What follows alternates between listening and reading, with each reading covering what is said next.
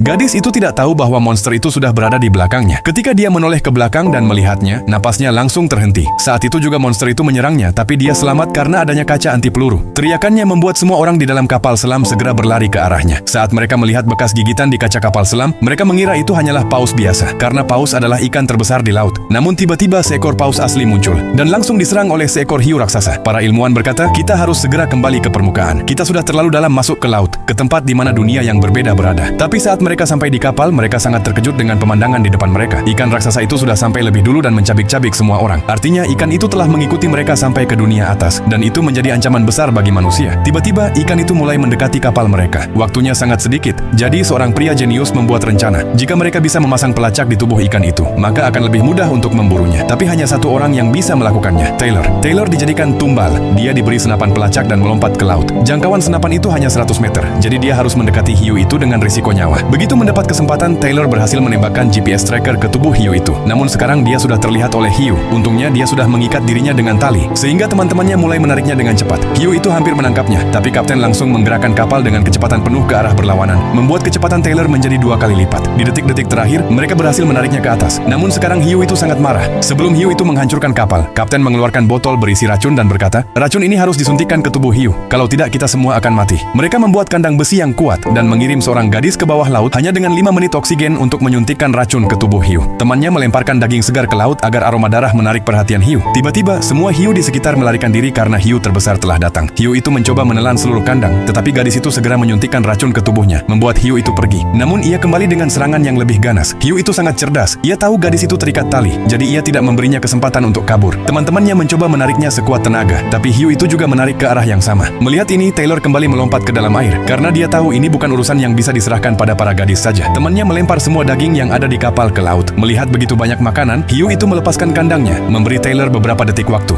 Dia segera membuka kandang dan menyelamatkan gadis yang pingsan. Tapi saat itu juga hiu sudah melihat mereka. Ia hampir saja menelan mereka hidup-hidup. Tapi tiba-tiba berhenti. Karena tubuhnya terikat tali, ia tidak bisa maju. Racun pun mulai bereaksi dan matanya tertutup. Mereka semua mengira bahwa mereka telah selamat. Salah satu orang bahkan mulai membuat video reels dengan bangkai hiu. Tapi tiba-tiba, hiu lain yang ukurannya berkali-kali lipat lebih besar menyerang kapal. Dalam satu gigitan, hiu itu menelan hiu raksasa yang sebelumnya mereka anggap sebagai ikan terbesar di dunia. Sekarang kapal mereka benar-benar hancur. Subscribe untuk part 2.